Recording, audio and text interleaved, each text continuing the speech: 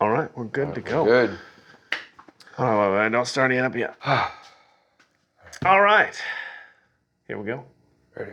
Ready? All right, start off with a prayer. All right. In the name of the Father, and of the Son, and of the Holy Spirit, amen. Hail Mary, full of grace, the Lord is with thee. Blessed art thou amongst women, and blessed is the fruit of thy womb, Jesus. Holy Mary, Mother of God, pray for us sinners, now and at the hour of our death. Amen. Amen. In the name of the Father, and of the Son, and of the Holy Spirit. Amen. All right, here we go. All right, well, welcome everyone to watching this. Good night, Ronan. Night, buddy. Okay. Oh my. Anyway, Should we everyone. keep that in there? We should keep Yeah, that just keep it in there for a little. Yeah. It's Anyway. rough. It's real. It's life. Yeah. You want to start off with introductions? Yeah. Okay. get to know So, introductions of us or the show? Of us, probably. Okay, of us first. Okay. Well, what do we introduce ourselves as? Just maybe like you could do a little like introduction, just like who you are, like your faith, things like that. How long you've been Catholic for, things practicing. Jeez. I don't. Yeah, it's could probably be embarrassing. like I don't even remember the year. No, It feels you're like good. you know what? It feels like a lifetime ago. Honestly, like you've got your before you were Catholic was a different life, and then after I've got a lot of different lives. Let me tell you, before you have a kid and after you have a kid, different lives. Yep. But before you graduate, like college and after, different life. Before you become Catholic, after you become Catholic, different life. And time passes like, faster. Right? I don't even remember. faster. Like everything blends together. But it's been over a decade. Was it what 2000 and wait, I got it. 2011. I was think it was 6 during 2011. that time. Well, you were what? 6 years old. You were 6 years old. Jeez. Okay. Yeah. Jeez. Yeah. I've known you this long. I didn't do the math. I know how old you are, but I didn't do the math. You just make me feel old. Yeah. Anyway, everybody knows me because you've seen me on the channel. Well, maybe you haven't. Maybe you're new. I'm Chris, and I've been Catholic since 2011. Don't make me do math on video. About 15 years or so. There you go. That works for me. Close enough. I'm, good enough for government work. Right. But yeah, I mean, throughout faith, gotten stronger, drifted away, come back again. It's always a spectrum. You're always moving. It's always organic. Because unless you're a saint, unless you're straight up Carlo Acutis. I mean, that boy, it was super faithful, like steadfast. Most people, they get stronger, they get weaker, they come back again. Yep. It's like a hero's journey of faith. Yeah. So same with me. I think I'm going back on the stronger, going back on the I don't want to say on the uphill because that makes it sound harder. Well, I guess it is harder. It is hard. It is harder. It's a journey. So I mean, definitely, I guess you're just in that area where you're just going up and down. Up and down the mountains. Up and down. But so far going up, which is good, but harder, but good. What about you? Well, some of you guys probably know me. Some of you guys probably don't. I'm 21 years old now as of recently. I've been a Catholic for, I want to say my whole life because of my baptism. But I recently started practicing my faith about almost 3 years ago. I got into the faith through research, through study, after being away from the church for a long time, as you know. And so I guess I studied my way back into the church. I did my confession coming back into the church on September 25th of 2023, which is a couple months after I graduated high school. As of now, I've been working in Catholic circles, Catholic schools, been helping with retreats with the diocese.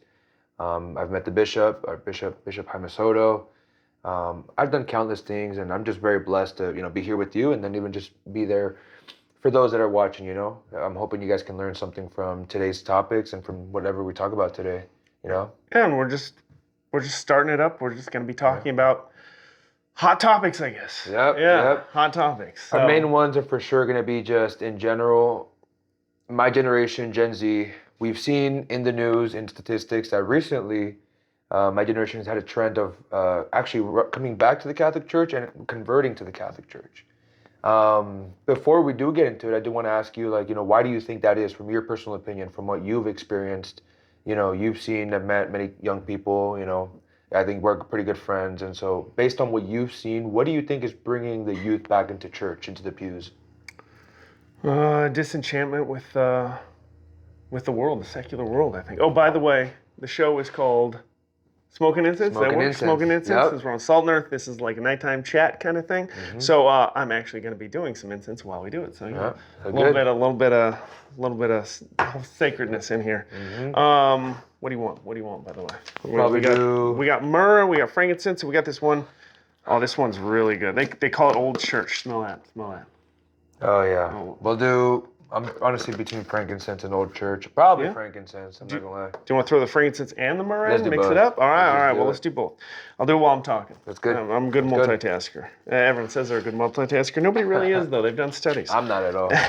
So, I really do think it's just the way the world is. It's almost like, I've heard some people say it's like junk food. You know? It's everything in the world, it's attractive. Yeah. It's fun for a little bit, but after a while, it just doesn't satisfy. You know, there's something missing. It doesn't keep you full. Right. And you know what? Actually, I was thinking about it the other day. You ever seen Pinocchio? I have seen it. Remember when they go to that island? Oh yeah. Right? And it's all fun, and they turn into donkeys and stuff. But it's kind of like that. Remember, it was all fun. They had a great time like the first day, and then like by the next day, they were just bored of everything because everything's great. And actually, you know what? Going from one thing to another, that reminds me of another thing. Yeah. There was a Twilight Zone or Outer Limits episode I saw one time.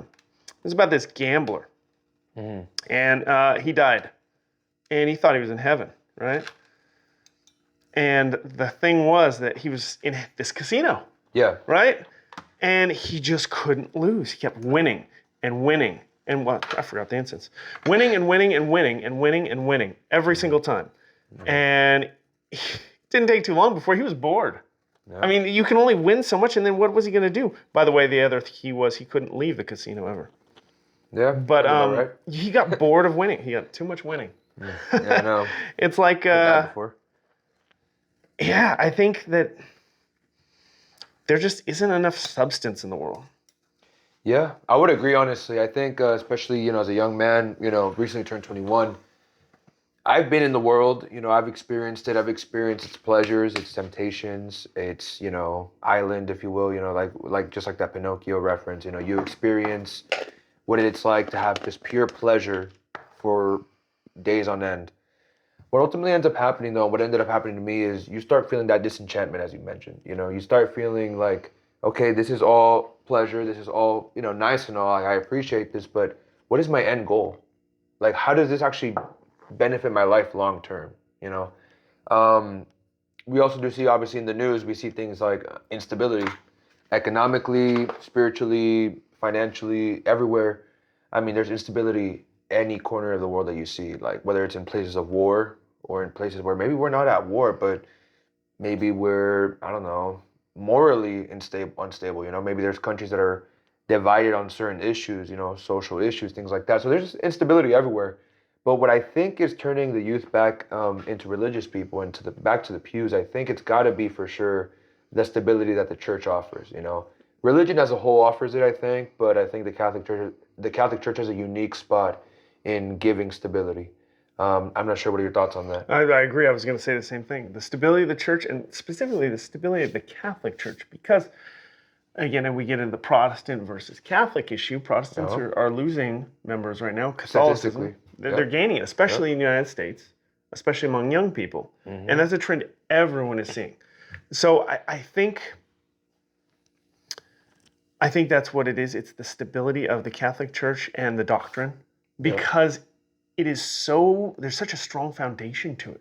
I mean, we have the catechism that if anybody's ever read the actual catechism, well, my hat is off to you if you've read the front to back catechism. I've got one in the house. It's huge, but it's a great reference. You just thumb through it. It's great. There's so much into it, but there are thousands of years of thought and debate and going back and forth on issues, and everything is so well thought out. I mean, greater minds than I have gone to the mat, theologically in debates with this stuff back and forth to determine why we believe what we believe. And it's been that way for so long. And it can change. There are ways to change it, but those ways require so much, again, debate, discussion, reflection on the matters that things haven't changed in a long time, and there's so much foundational information about why everything is the way it is. Yeah, I would agree with you on that because, especially reading the Catechism, like I remember when I was discerning between Catholicism and Eastern Orthodoxy, or say Protestantism, as you were talking about, a high church Protestantism. You look into the catechisms of each tradition, the Protestant world, they each have their own independent catechism. The Lutherans have the Augsburg Confession, the Reformed have the Westminster Confession, the Anglicans have the 39 Articles.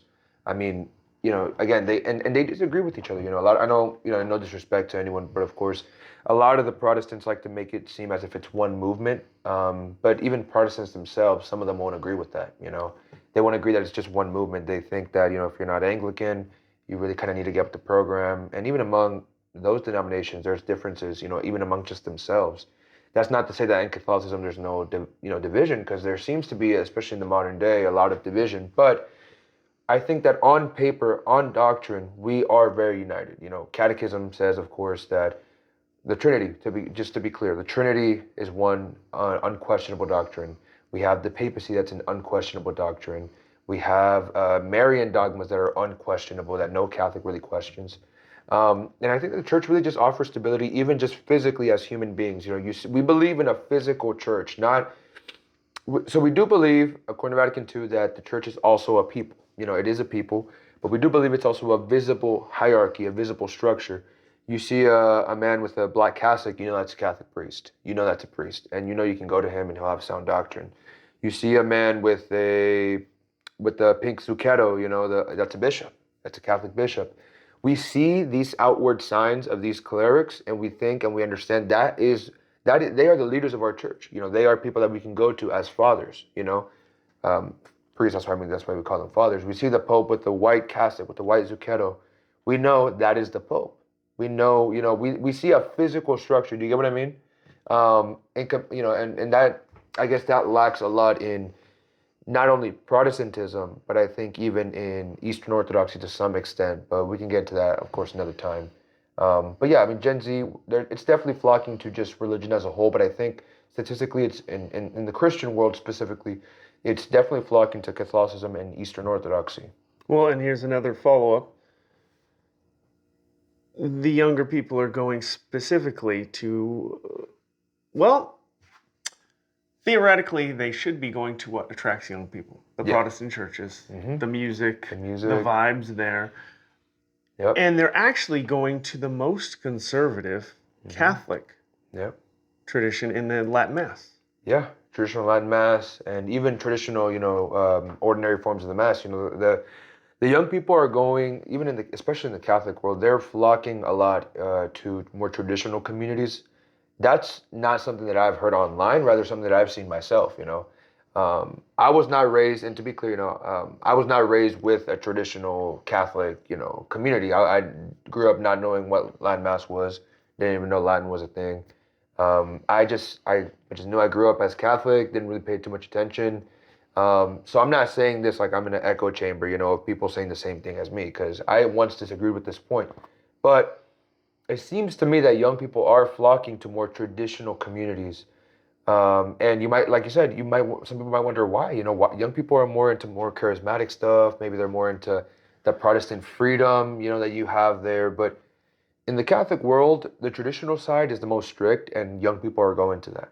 That's a very interesting observation. I think that even me myself, I don't obviously uniquely attend the Latin Mass, but I do attend on very, actually more frequently now. But I'd definitely like to attend a church that's reverent, that takes liturgy, especially liturgy, as liturgy, not as a place to experiment or as a place to, to try to make up new sorts of things to attract the young people. As Vatican II says, I expect a liturgy that has, Latin preserved in it. Whether that's a traditional Mass or a Novus Ordo, I expect for Gregorian chant to have pride of place. These are all things that Vatican II instituted. This is not a traditional community saying this. This is Vatican II. Well, you talk about stability too. Yeah.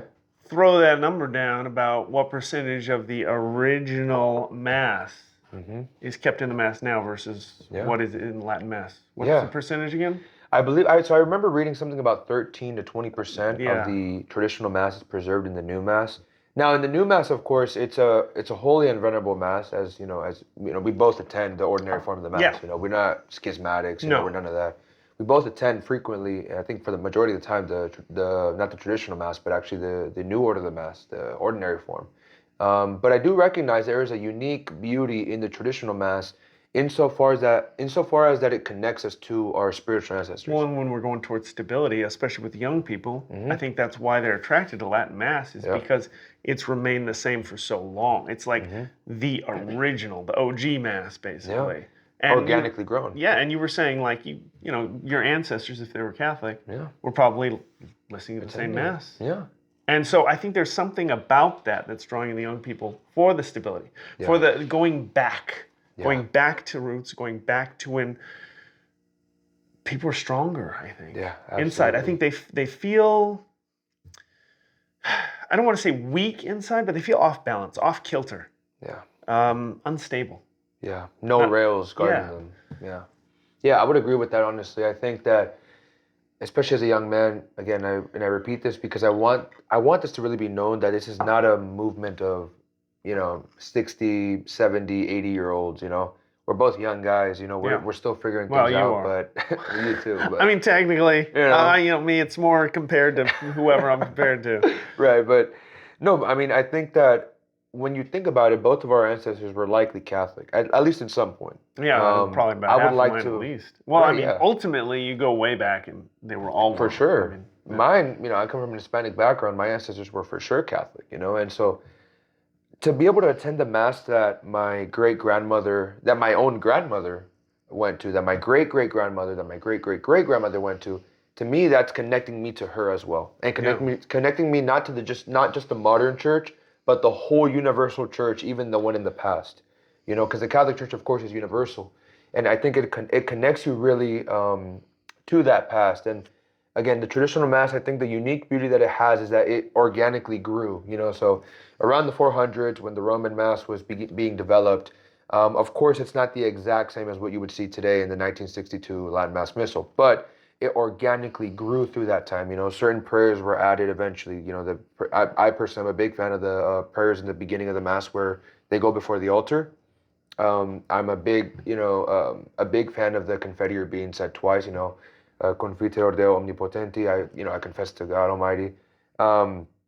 I'm a big fan of a lot of the traditional Latin Mass aesthetics, because they really do bring up your senses to heaven, And again, the new Mass, I'm not saying it intrinsically lacks that. I love the new Mass. I've been to the new Mass. I grew up with the new Mass.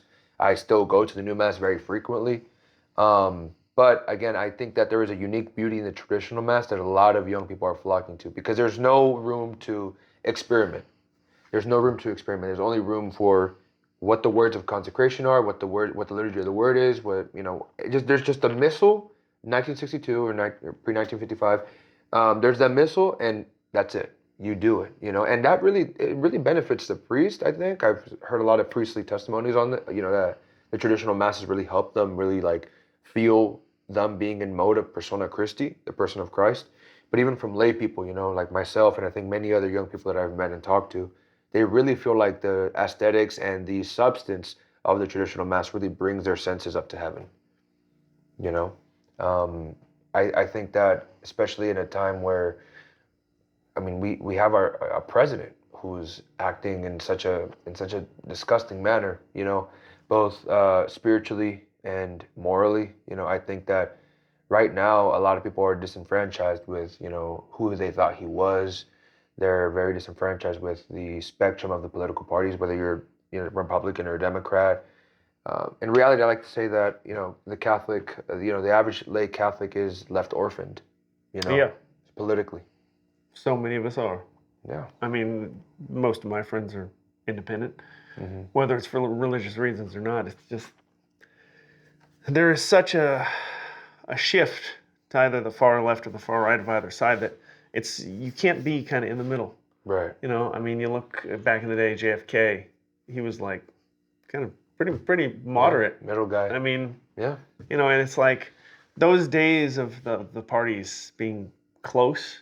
Yeah. Even Bill Clinton back in those days, and Bill Clinton and with the Democrats and Republicans, they weren't that far apart. But now it's so far apart. I think a lot of us are left orphaned because we can't go all in on what they stand for, and they're drawing the line closer to their side every time. Yeah. You know, and it's like you can't kind of be in the middle. Mm-hmm.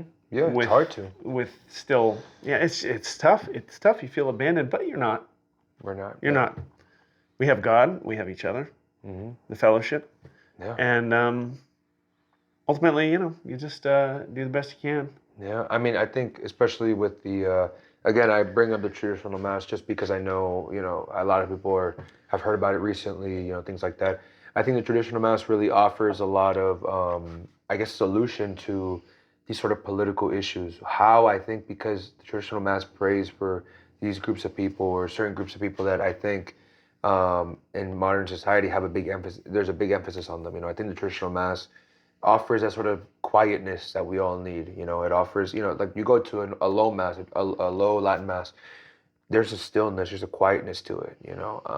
I know you haven't been to traditional mass yet. No, and I want to go. I'm so jazzed to go with you. I really am. And I'll make it soon. For you. But you know, I'll keep going to the regular mass. Right, of course.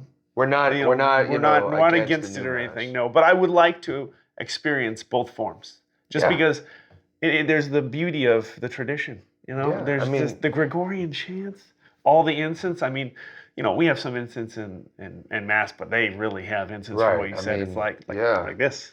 And I think especially because of the fact that I think it's important to even make a distinction between what Vatican II called for and what Vatican II was made to be by whoever it may be. You know, I mean, like I quoted Vatican II, you just read Sacrosanctum Concilium. That document just lays out what liturgy should look like. I personally am a fan of those reforms. You know, St. John the 23rd, Pope John the 23rd, during that time, what he wanted and what Pope Paul VI seemed to have wanted was a reform of the traditional mass. I want to say, correction there, I think John the 23rd was the one who mostly wanted the traditional mass to remain, but to have some reforms. Pope Paul VI was the one who made the new mass. But anyway, long story short, I think that the whole point of Sacrosanctum Concilium was so that the mass can be more open to the lay participation, you know, lay people to participate a little bit more. And you know, it doesn't mean we have to be lectors, doesn't mean we have to be, you know, much less Eucharistic ministers, but that we participate, that we understand the prayers, that we know what we're saying, that we don't just attend Sundays because we have to, you know. And I mean, after the council, what ended up happening once the new mass came out was people experimenting with it. The new mass was never meant to be experimented with, you know. I mean, it looks like the way it does now because, I mean, it's definitely improving, but, you know, in the 80s and the 90s, there was a lot of craziness going on. I mean, you hear about clown masses, you hear about, priests. I've heard about them. I still don't know if I believe it, but I mean, yeah, it's hard to believe, you know. I mean, there's priestly testimony that during, you know, when there were seminarians during that time, their rectors, their priests, the priests at those seminaries were saying, you kind of have to change anything before 1969 or 1970. Throw it out the window. Yeah. Which is, man, I had the opposite effect of what they wanted. They wanted to grow the church and attract more young people. What ended up happening was a complete exodus of mass attendance, a complete exodus of priestly vocations, a complete exodus of religious vocations. I mean, to me personally, I think it seems like it was a failed experiment. Not the new mass, but rather what people tried to make the new mass to be. I've attended liturgies of the new mass where it's celebrated beautifully. I've yet to attend one that really, I think really follows fully Sacrosanctum Concilium, but I would recommend anyone to read that. It's not too long of a document, but it really lays out think about it. How often do we see Latin in the new mass? Not that often. I've probably counted on one hand. Yeah, not that often, right? I mean, if we're lucky, we'll probably get Agnus Dei. You know, Agnus Dei qui tollis peccata mundi. You know, if we're lucky, we'll get that. But I mean, in Sacrosanctum Concilium, it says that Latin should be preserved.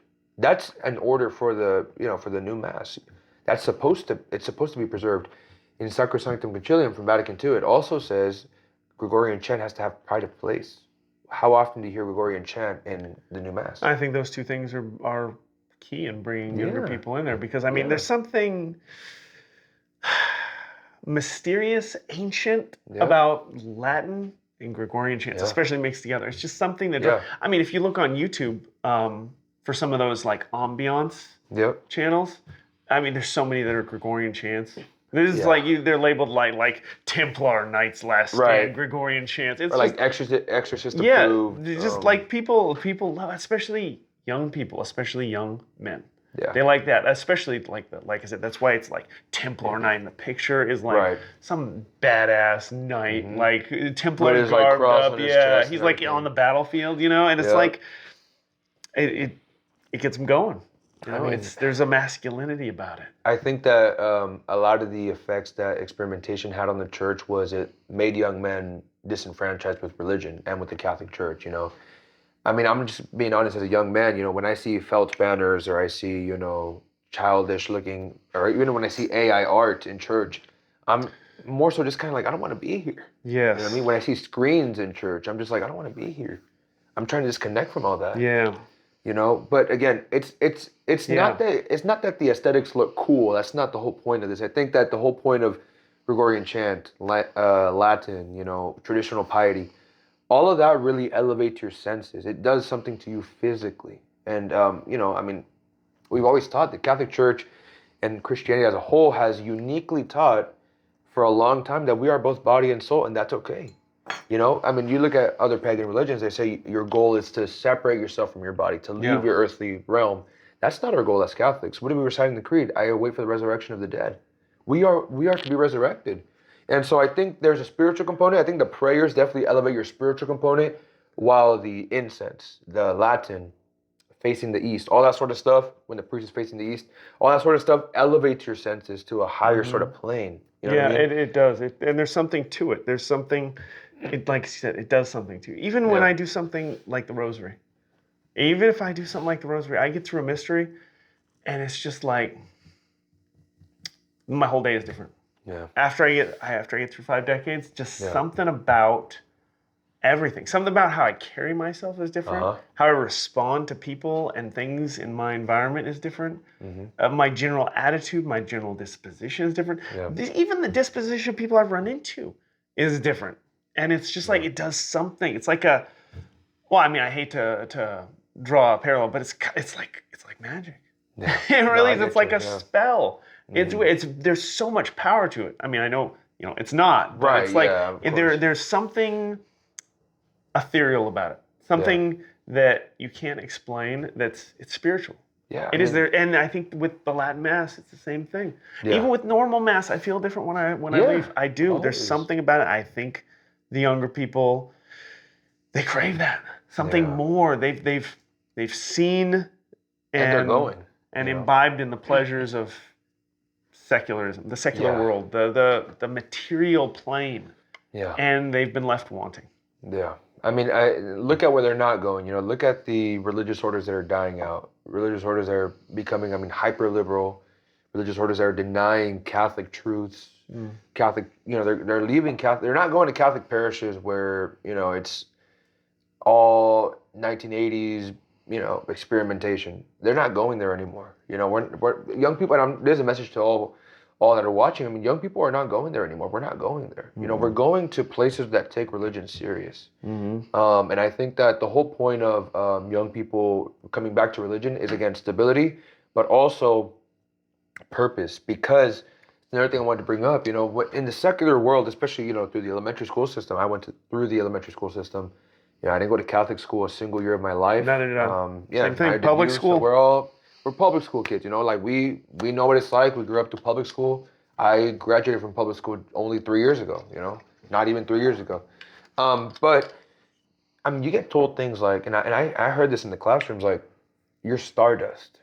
You're just stardust from the Big Bang. What about the you're just driving a meat suit? You ever hear that one? You're just driving a meat suit. You're a brain in a meat suit. Yeah.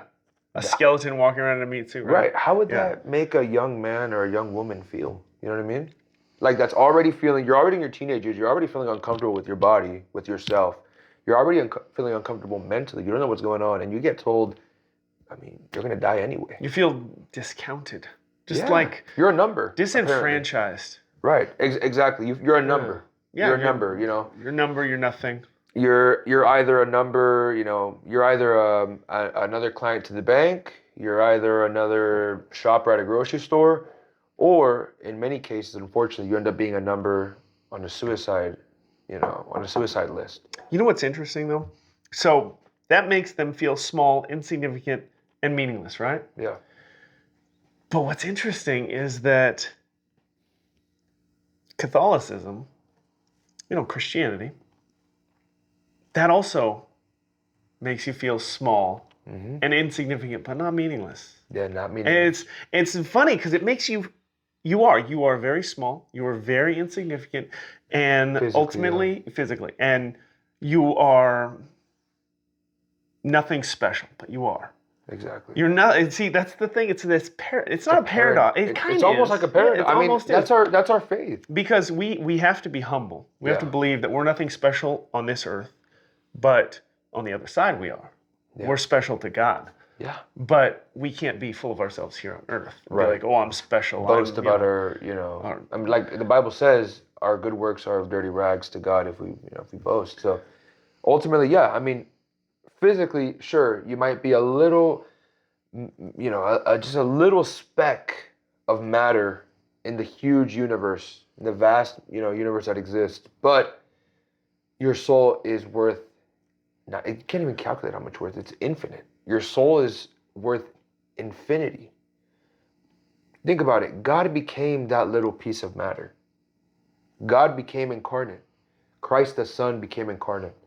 And he didn't think humanity was insignificant, or else he wouldn't have. He went through an awful lot for a bunch of meaningless people, right? It's like, if we were just meat suits, he went a whole lot, through a whole lot for some meat suits. Yeah. But we're clearly not that. No. And he makes it clear that we're also, again, not. That's another fear that Gen Z has, that we're seen as just a number. God doesn't see you as just one among many other humans. He sees you personally.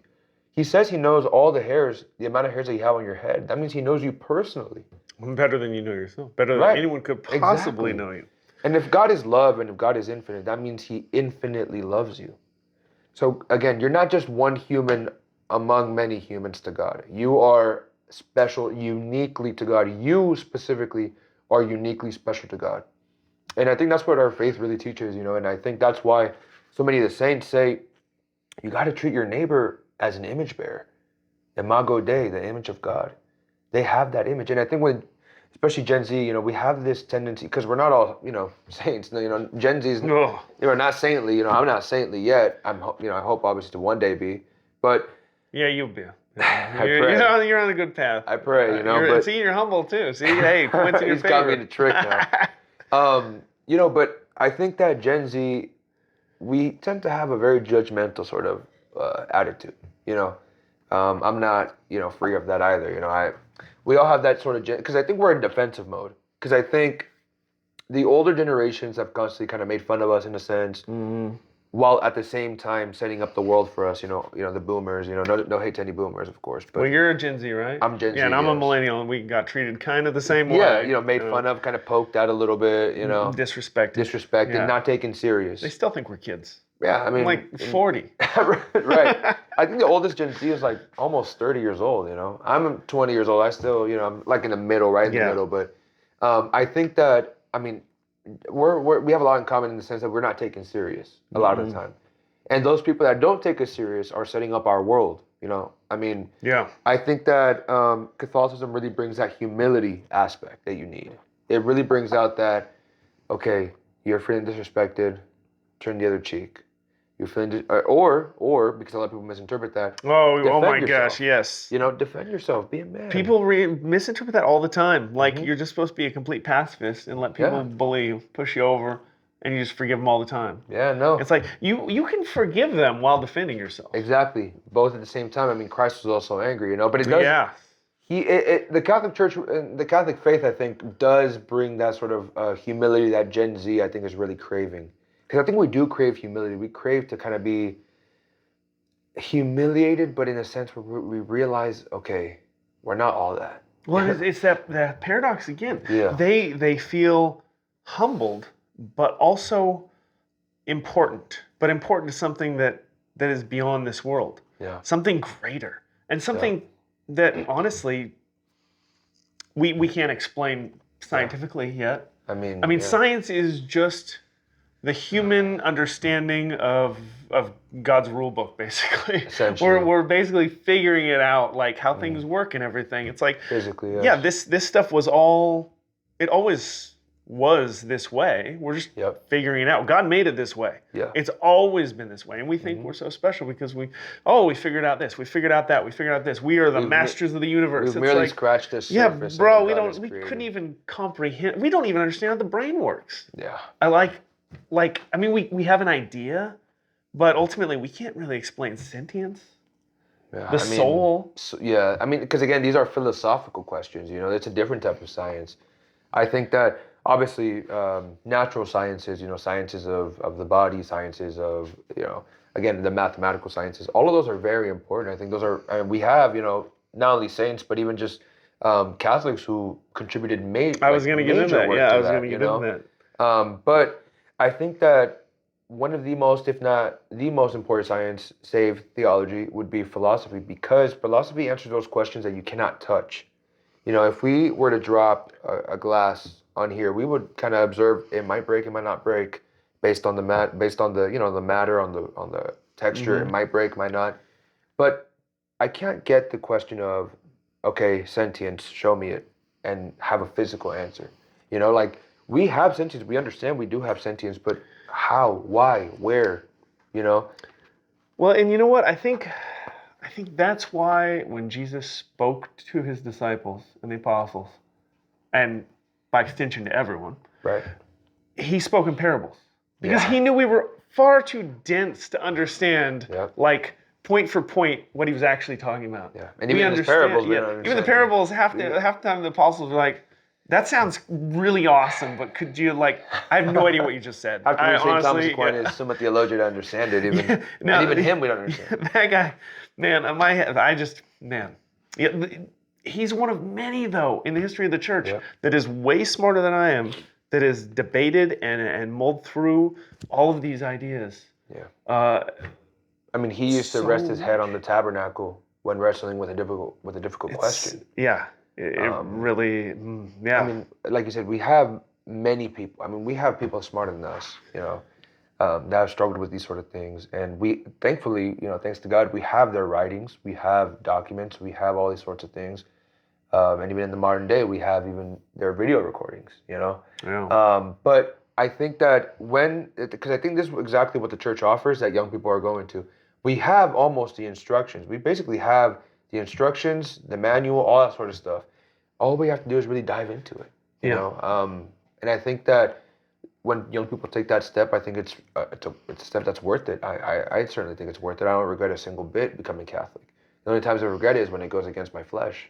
That'll tell you something. Yep, every single time. It's like, it's almost like I wish I didn't know this. Yeah, oh yeah, ignorance is bliss sort of thing, right? Exactly. And then you know it, so now you're really held to account. Yeah.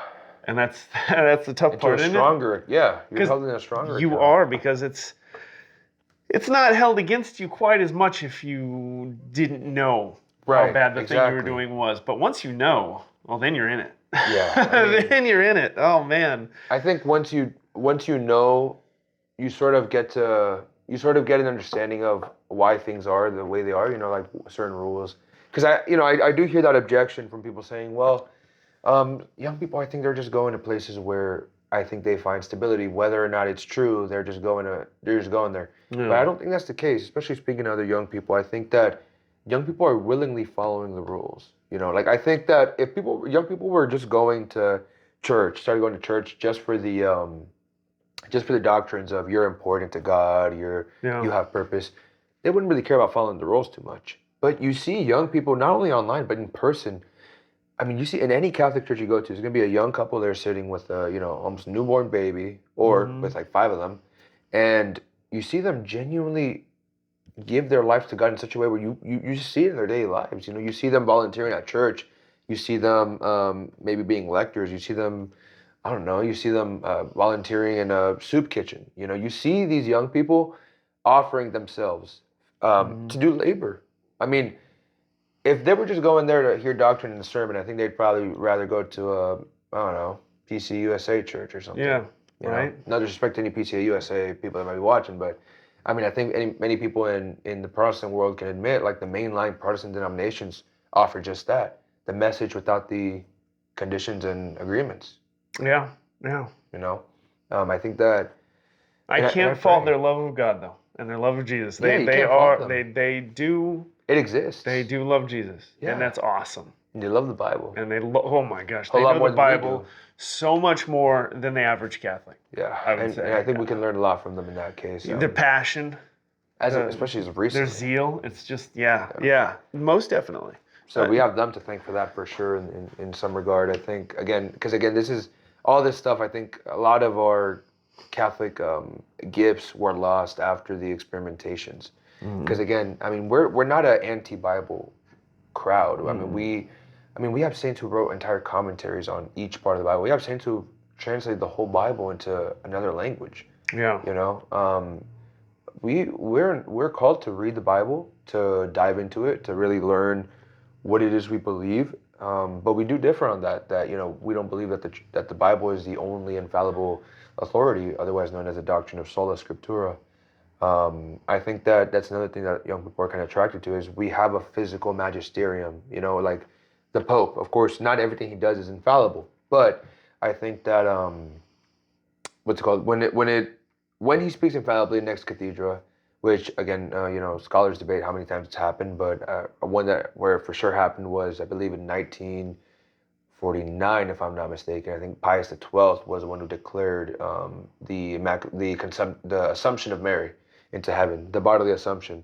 That was an example of Ex Cathedra, and so I think in general, the office of the papacy, the magisterium of the church, the ecumenical councils, we've had 21 so far. The ecumenical councils and plus the Bible, I think that's just a whole package of security, safety, and just a mark of Christ's church. One, holy, Catholic, and apostolic. And so young people are just going to that. I've seen them even go to, honestly, even more radical crowds. Like you see them going to SSPX areas. If you guys don't know what SSPX is, it's the Society of St. Pius X, who I believe this July is on for consecrating some more bishops for them without the Pope's approval. You can't lie, they have a lot of young people there. They're getting tons of vocations. I mean, their seminaries packed. Many religious brothers and sisters, many lay people. I mean, you just look them up online or visit one of their chapels, and you'll see there's so many young people going there. And I don't have an official stance on the SPX as of now. I will say I am very skeptical of where they stand in terms of those four, or not four, but I mean however many bishops they choose to consecrate. But you can't lie, there's fruits there. There's fruits, and young people are going there too. Though obviously I prefer for them to go to FSSP, which is in full full regular union with Rome, or the Institute of Christ the King. But I don't know. What do you think about that? What do you think about the SPX and young people going there? I don't know. Honestly, before you brought it up, I didn't even know about them. Right. Yeah. Honestly, it's so I don't know. My stance on it is definitely not as deep as yours. It's more surface level, but I just can't escape those illicit consecrations. Without yeah. That's the thing. It's like they're bordering on schismatic, and so it's just you gotta keep it in house here. You know? And one can understand a little bit their frustrations. There's some frustrations. One can understand that. I mean, even just within the past couple of days, a bishop participating in an Anglican consecration. But you got to work out those things within without going outside or against. Yeah. There's room to fix things from within. Yeah, and I think the church should be careful on how they handle this, because I mean, they have a lot of young people. They have seminarians. They have multiple priests. They have multiple seminaries.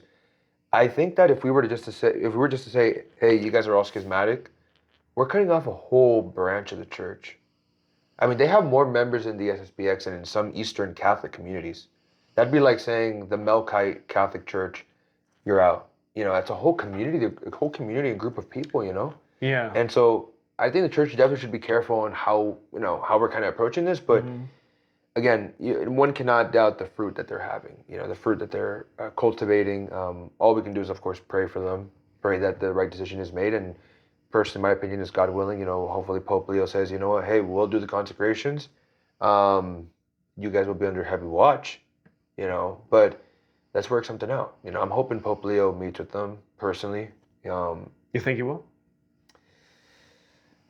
It's hard to say. I love Pope Leo. Ever since he got elected, I didn't know much about him when he got elected, but the more I look into him, the more I read about him.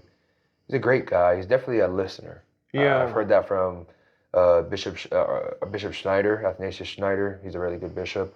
I've heard that from multiple bishops that he's a great listener. I think he will, but there's reports coming out that the one of the heads of the SSPX has been trying to meet with him for a long time.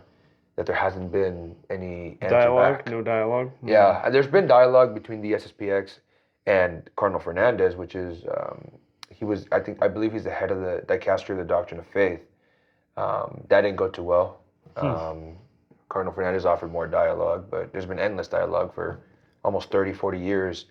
To some extent, dialogue can't go that long. Yeah. There has to be action, and so you got to work something out. One can understand the frustrations the SSPX has if that's the case, but I'm hoping and praying that Pope Leo does kind of reach out to them. Now, again, just to clarify, none of us have ever stepped foot in an SSPX chapel or parish. Like I said, I didn't even know about him until you were talking to me about it. So, and any Latin Mass that I go to is FSSP. Shout out to St. Stephen's. I love that parish. St. Stephen's, the first martyr. I'm not a regular parishioner there, but I attend there whenever I can. But again, I think that it's very important because these young people are not the future of the church. They are the church currently. Mm-hmm. And so if we were to cut all of them off, what's going to happen is a whole lot of young people are going to leave I guess on paper, leave the church because they'd be excommunicated. Yeah. Pope Francis granted the SSPX some freedoms to hear confessions, to do weddings. But, I mean, only time will tell. I'm hoping Pope Leo is definitely more open to Latin Mass, and he seems to be more open to Latin Mass, to letting diocesan priests celebrate it, I hope. I mean, it works. It's drawn people in, especially the young people, so why not expand it? Why not have more? The demand is there. I mean, you see St. Stephen's, how many Masses do they have? I mean, they have I want to say daily, on a Tuesday, they have 3 Masses with confession right before it. On Sundays they have 5 to 6 Masses. I think it's 6. It's wow. You said, and they're all packed. Full. It's packed. They're all full. It's if it's working, why limit yourself? Why? I mean, even just looking at it through a business standpoint. I think it's just, this is working. Great, let's expand this. This is not working. Great, let's get rid of this. Right. I mean, it's just. Yeah. You gotta put your resources where they're paying off. Yeah. I mean, absolutely. I wonder what life's gonna be like. I think 2 months from now, once we're in July, I wonder what ended up happening as a solution. Realistically, I think that Pope Leo will probably give them a harsh punishment and then say, I don't know, maybe something like, you're allowed to celebrate a Latin Mass, as a diocesan priest, something like that. I think that's probably what's likely going to happen. Yeah. But I think Latin Mass is working, open it up more. Parish priest, if you're watching, I mean, young people they're really into Latin. They're really into chant. They're really into Ad Orientem, facing the east. I think it's a long tradition of the church. I mean, it works. If it works, it works. And I think that people are not coming at this with a schismatic mindset or a rigid mindset. I think that we're coming at this in a way of just saying, this is what we're seeing as active lay people. This is what's working, this is what's not. Please let us have this. Please let me have the spiritual patronage. Let me have the spiritual, the spiritual package that my great-grandfather received, that my great-great-grandfather received, that my ancestors received. All the way back to, I have Spanish. If you go far enough, I'll probably have some little bit of Spanish blood in me. All the way till they received, and all the way back. And I know you have Nordic roots. Yep. I mean, again. And Irish. I mean, you can't forget that. I mean, that's right. Catholic capital, That's, Ireland is I'll call it the second see, because, it's second after Rome of Catholics. Super Catholic. So, again, young people coming back to religion, coming back to Catholicism, coming back to a specific sort of type of Catholicism, I want to Yeah. say. What is the solution? If you have a message to priests, I don't know, bishops out there, what would you say? Just keep doing what's working. And if it's not working, retool. Like, look at what's working, incorporate that. Especially for the young people, we need to sink our time and energy into what's drawing in the next generation. Mm-hmm. Because if we keep trying to just appease the old generation, they got like 20, 30 years maybe, and then gone, and then you have empty pews? You need to make sure you got the young people coming in. You need all the generations, every step. Yeah. And it's just... Plus, if you can bring a young person into church, you're helping their soul. Every person you bring in. So why would you limit yourself on the amount of souls that you can bring in and potentially save? Yeah. I mean, you could be bringing kids off the street who are complete atheists. And if you draw them in with that, you draw them in with it. And I know many who started off that way that now attend, traditional communities, traditional Catholic Mass, whether that be the new Mass or the old Mass, but a traditional piety, and I've met people who were in gangs before that went now into, this Catholic sort of traditional piety. I mean, people that were part of LGBTQ identities, they're living chaste lives, in these communities. And I've seen priests even say when they live out the Catholicism that they were handed down, you feel, again, like you're really part of this one Holy Catholic Apostolic Church. You really feel it. Like you said, we don't want empty pews in the future. Again, look at mainline Protestant churches now. You go on an average Sunday in the middle of July, they're pretty much empty. Yeah, they're dying. They're dying out. I mean, by their own admission. I watch Protestant YouTubers as well, and they're all talking about it. They're all talking about Catholics seem to bring them in. We're not. They're not coming in. We have to face this problem that we're having, and we need to address it. Yeah. A lot of them aren't wanting to address it. There's a few of them that are vocal that are, or trying to look into it, and quite a few of them that are actually turning to Catholicism themselves. Right, exactly. So it's, You look at their median age, it's what I want to say, 60, 70 plus. Yeah. You look at the Catholic median age, especially in traditional communities, like 25 to 30 to 40, that's a lot younger. And so, again, you see these sort of things and you're just like, what's working, what's not working, let's do this. You even see, again, like you said, even high church Protestants converting to Catholicism. I mean, thank God for Pope Benedict XVI. He's my personal hero. I never got to really fully experience his papacy because I believe he resigned when I was 8 years old. So I didn't really get to fully experience it. But from what I hear, it was great. Honestly, one of my favorite things from him is the Anglican Ordinariate, or formerly known as the Ordinariate of Our Lady of Walsingham. I think that's for the UK, and then for here in the US, it's Ordinariate of the Chair of St. Peter, I believe, if I'm not mistaken. I don't know how you have all this off the top of your head, man. Yeah, jeez. Just nerd stuff. I love it. Man, my brain does not work that way. No, and I love it. And whole Anglican bishops and parishes have converted, mass conversions from Anglicans to Catholic. And again, they were able to keep their spiritual heritage. Like, for example, they have their own liturgy called the Missal of Divine Worship, which is basically it's very similar to an Anglican liturgy. An Anglican attending it would see it be very familiar. One thing that Anglicans do get right is their liturgy. Yeah, they're very solemn, very the ambience, everything. It's very solemn. We brought that in. And in their liturgy, and it's very beautiful. It's very reverent too. It's facing the east, for the most part. It has altar cards. It's ad orientem. Well, ad orientem facing the east. Lots of incense. A lot of genuflection. All sorts of things. And it also is very similar to the new Mass as well. So it's almost that perfect sort of line between the traditional Mass and the new Mass. It's in English, in the vernacular. So like I said, it's working. That's getting a lot of people. That's clearly working. That, healthy experimentation is working. Let's keep doing that. We see the Eastern Catholic churches, those are growing. Why? Because a lot of Eastern Orthodox are becoming Catholic because of the stability. I mean, that's working. Those are growing. I recently attended a Eastern Catholic, well, two of them actually. I've attended one of their liturgies, St. Philip Byzantine Catholic Church. It's a Byzantine rite. Very beautiful liturgy, just absolutely gorgeous. I'm obviously forever and always Latin rite, but I definitely love the Byzantine rite. I have love for it. Even though I'm definitely a Latin rite, definitely repping the Latin rite for sure. But I've also seen the Syro-Malabar liturgy, which actually comes from India, from St. Thomas, or Martoma as they call him. I mean, you look at their liturgies; it's very solemn, very holy. You know that you're somewhere important, and you know that. I mean, give me your thoughts on that. Like, what do you think should be the feelings during Mass? Like, what do you think should be what should priests strive for when celebrating Holy Mass? I think, like what you said, the feeling of importance, but also the feeling of, what would I call it? It's called a sacrifice. Yeah, but crossing the threshold of time. Being timeless. Timeless. Yep. And it's just, again, I go back to like the senses, all of the senses. Mm-hmm.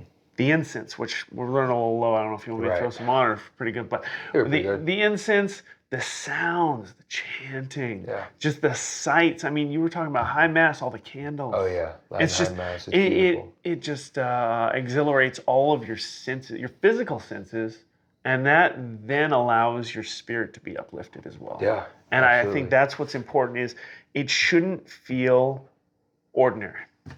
Yeah. It should feel otherworldly. It should feel like something extraordinary. And I think that's what sometimes we're missing. Because sometimes we try, I don't want to say go to lowest common denominator, but we try meeting in the middle somewhere. Yeah. And we come down too much to the ordinary. Too much to just the standard. It feels too worldly, I guess. Too plain. That's one thing Catholic churches still retain is a feeling of, with the church themselves. Mm-hmm. The Catholic churches are always special places. You'll never find one in a strip mall. Right. No. You'll never find one in a repurposed building. And I mean, well, in other countries and stuff, maybe, yes. But here in like main cities, that's not their main location. That is, and other churches, you'll find that they just, they're set up here, there in a strip mall or wherever, in a building, whatever they can find, which, the ingenuity of it, the can-do attitude kind of those churches, dealing with whatever they got on hand. That is commendable.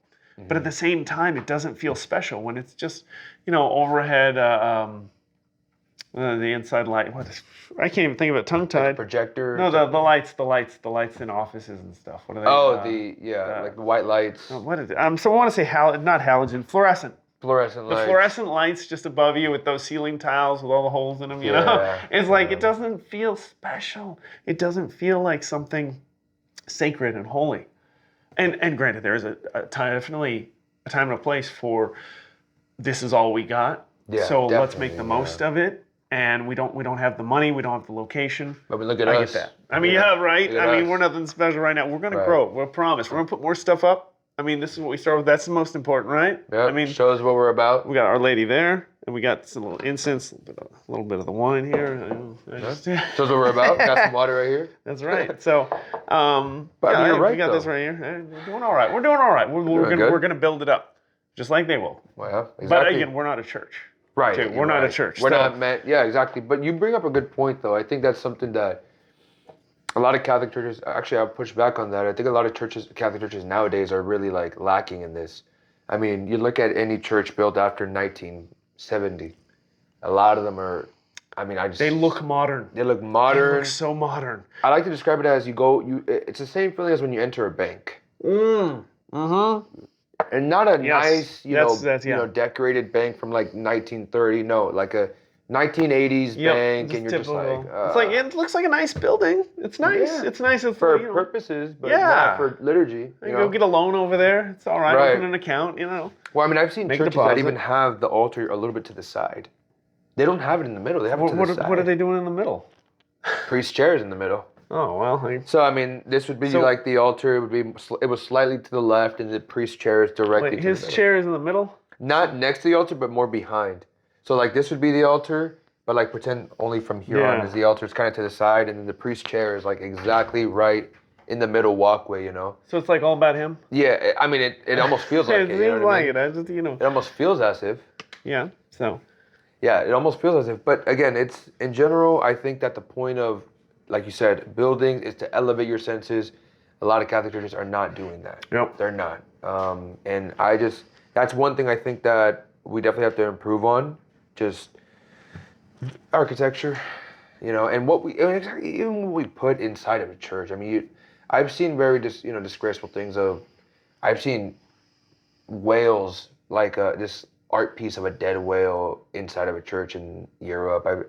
This morning I saw a photo of a blue airplane, you know, just hung up down in a church for an art display or something. And it's like this beautiful Baroque, you know, or these beautiful Gothic churches or cathedrals with like some modern art plastered blue over airplane, it. huh? Yeah, blue airplane. I mean, you probably don't even know how that would look like, I don't but know, but it's. I mean, I've seen disgusting things. well, it was a nice airplane, though, I guess. Right. I mean, totally doesn't fit the Baroque style church, but again, like I think the Catholic Church is definitely trying to. Not all churches, but a lot of Catholic parishes are trying to reach out to modern man. But little do they know that if they just simply stuck to what we're good with, beautiful Gothic churches, beautiful Baroque churches, beautiful, even sort of modern looking ones, but those that still retain a lot of traditional Catholic elements, those are breathtaking. I have non-Catholic friends who've attended liturgy with me, who've attended even just visiting a church to pray, and they're just in awe over how everything looks like. They were not modern churches. They were beautifully crafted churches that clearly were made with people that were not expecting a pay cut. Yep. You know what I mean? They're crafted by people that did this out of their own holiness, out of their own care for the church. Well. And my friends, again, they're not Catholic, but they were just in complete shock. They were like, "Wow, you really go here every Sunday?" I mean, they asked to come to church with me now. You know, I mean, that's got to be something. You know? Right. And you know what? And it's like, I think that's one thing we've lost too is the love of beauty. Yeah. And it used to be, I mean, wealthy people would be patrons to artists, and they would commission these beautiful like sculptures for the church. Yeah. Or beautiful like some of them I think paid for the buildings. Yeah. And the stonework and everything. And or the stained glass, you know, and they would especially pay for that. stained glass. Yeah, and it was just like, I think that's not important to people anymore. And so unfortunately, that money isn't going there. Those artists aren't working on that stuff, and you lose the beauty.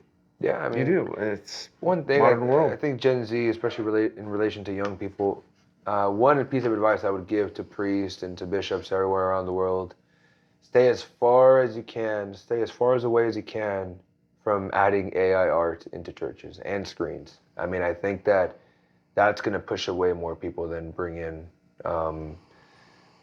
I recently went to a retreat to help at a retreat, and you know there were these different rooms. Like there was a room for the Holy Spirit, there was a room for whatever for Saint Pius X, for whoever whichever saint. It was a beautifully set up rooms. Again, the rooms were beautifully set up. There's a lot of hard work that took for that. One little bit of criticism I will say: in some of these rooms, I could be mistaken, but I think there was some AI art. My students kind of picked it up right away. Or some people that I knew kind of picked it up right away, and they were very clearly disenfranchised by it. They were not really too happy about it. The music, contemporary music. Oh my gosh, yes. Please keep that out of the liturgy. I beg of you, priests and bishops. Maybe one or two young people that like it, but I guarantee you the majority of us do not. I think it just, outside of liturgy, feel free to make events, to do charismatic events with that music. Feel free. I mean, I think that can help out a lot of people, especially bringing them from Protestant backgrounds, especially Pentecostal backgrounds. That can help out a lot of people. But during the liturgy, it's not a time of self-expression. I think. Are you telling me you've never heard a beautiful sax solo during Mass? No? Saxophone? Nothing? I'd honestly just really tearing it up. And that's not even the worst thing I've heard, honestly. I've heard worse. Banjo? What about the banjo, man? I wish it would have been the banjo. It's like they've got 15 fingers, man. No, I've seen. I mean, one time I was altar serving at a parish. I won't say where, but I remember there was a man playing this sort of piano, but it wasn't a piano, like an electric piano that sounded like It was an accordion. It was an accordion. might have been. Honestly, I don't even know, but it definitely sounded like it was part of like an 80s disco. 80s disco scene. I'm not even joking. It exactly sounded like it was part of like an 80s disco scene, like from a movie you would see. Yeah, I was very much not happy with it. Wow. I just kind of just rested my head a little bit and I just said, God, help me have some self-control. Especially as I was altar serving, you know, and so I was like, all right. Young people are going to the church to get away from modernity. Yeah. And so don't bring modernity into the church. Yeah. Go back to the especially roots. screens. Yes. Oh, screen. Yeah, no. Luckily, I haven't seen much of that. But I haven't seen too many of the screens. I've seen it online at some cathedrals. They're trying to add some screens, and I'm just like, why? Like, it's for the hymns, things like that. But I'm like, you got the book. You got. I mean, just stick with what we're good at. Right. Good with, it works. I like a book. Of the screens, no, it's bad. The blue light and everything. Everybody knows now. And if you're anything like me, honestly, I honestly don't even go by the book. I just kind of just observe and follow. Yeah, and just you're a part of it, and eventually, you know, I mean, even if you're coming in from never going there, and you don't know what to expect, you go there often enough, you start to learn it. You start picking it up. You start picking it up, and then you can chime in a little bit. Well, I remember when I was a kid. I remember this is back when I was like, I want to say maybe like 4th grade. I didn't really want to attend mass, but remember I had to go for you know, these like first communion, confirmation sort of stuff, and I remember. And I wanted mass to go by as quickly as possible. So I remember I would always calculate. They would start off with reading the book, and that book was obviously the Bible, right? And then I knew after that was the baskets, and then the communion, and then after the communion means we're almost done. And then once, you know, the priest said, all right, we have just a couple of announcements, take a seat, then that's when I knew we were done. You know, so again, that's just kind of shows you can start picking up on stuff, and it's like, okay, this goes here, there's a routine, there's a method. Yeah, and you know, again, like when I went to Latin Mass, I had never gone to a Latin Mass. So when I first went, I think it was early 2024, I didn't get a missal. I didn't even know what a missal was. I just went and just observed.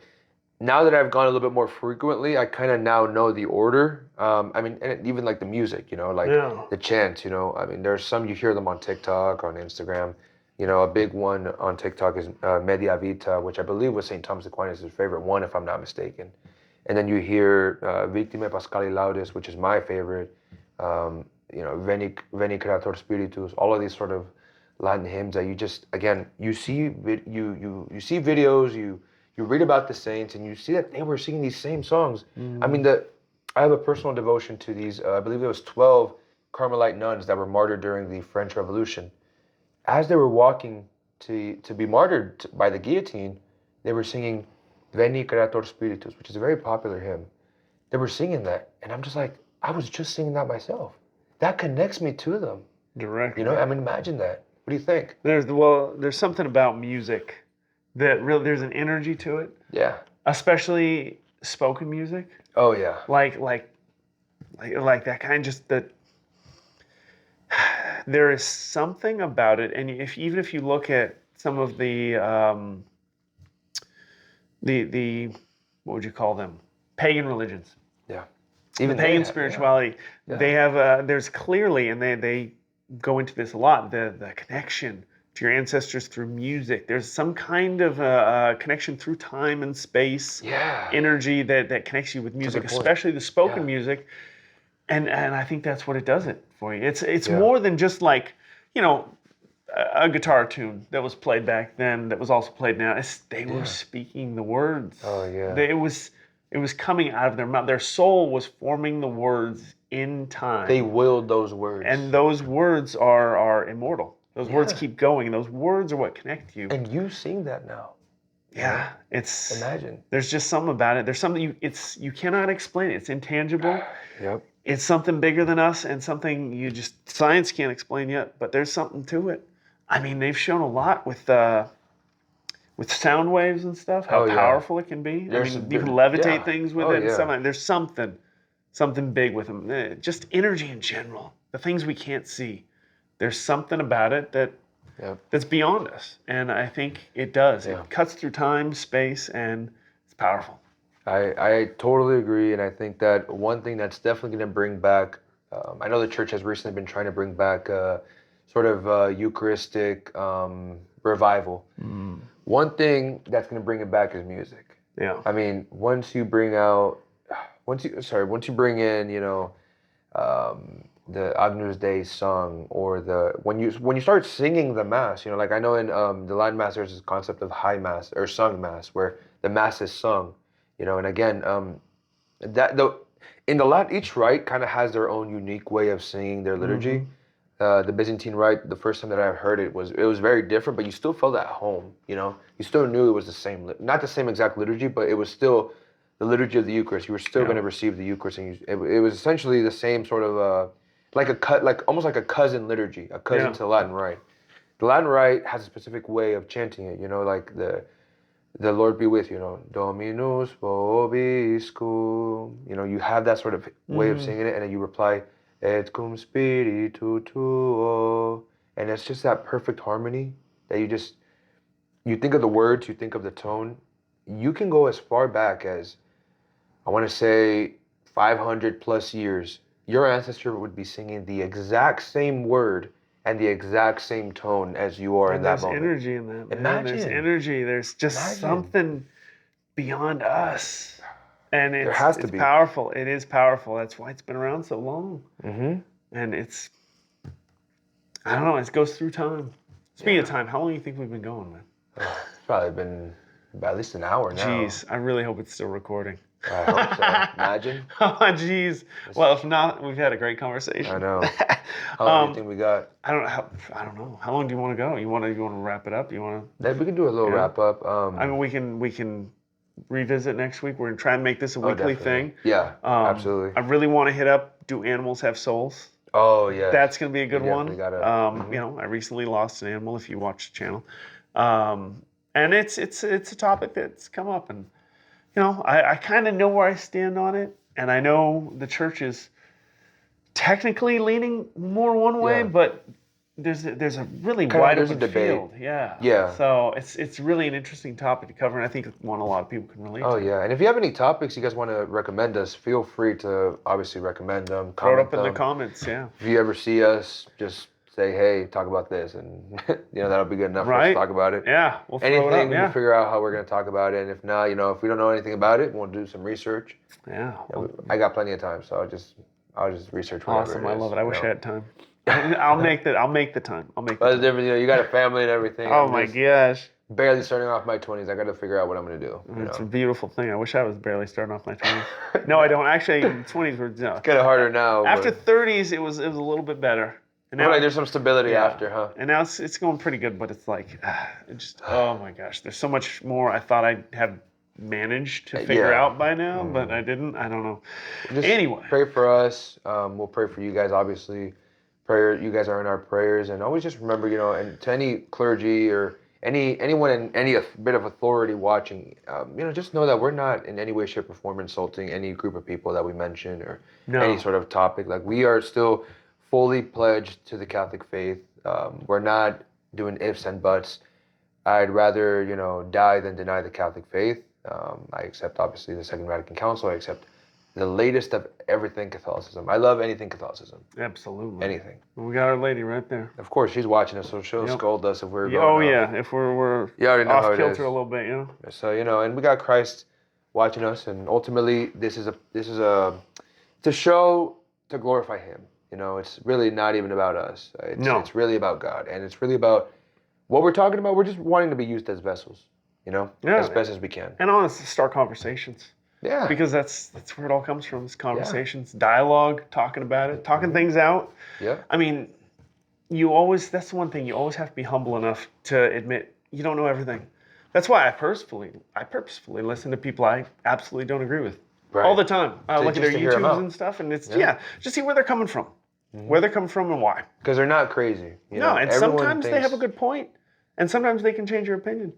Yeah. I mean, honestly, neither one of us was really, from the get-go, super dedicated to the Catholic faith. Mm-hmm. I mean, you were kind of raised in it. I wasn't really at all, but it's like, so at one point, our opinions were changed. Yeah, heavily. So, you always have to be open to it and open to discussion. Yep. And if whatever you believe is sound, you won't be moved by people who oppose you. Unless the Holy Spirit moves us. Exactly. And we can just conclude with a prayer. I think one that definitely is probably fitting. I think for now, definitely keeping it simple and, just part of our Latin, right? We're just very simple people. I think the glory be, still ending it off with the glory be to the Father and to the Son and to the Holy Spirit, as it was in the beginning, is now, and ever shall be, world without end. Amen. Amen. All right, and we end in the name of the Father, and the Son, and of the Holy Spirit. Amen. Thank you to everyone watching, and we hope that you learned something from this. And I don't know if you have any final words. Nah, hopefully you come back and to paraphrase a line from Star Wars, Right. the Holy Spirit will be with you always. Hey, that was a good one. Hey, not too bad, huh? All right. bad. Hopefully I didn't look too much like Ricky Bobby here with my hands, I know, right? not knowing what to do with them, But all right. Take care, everyone.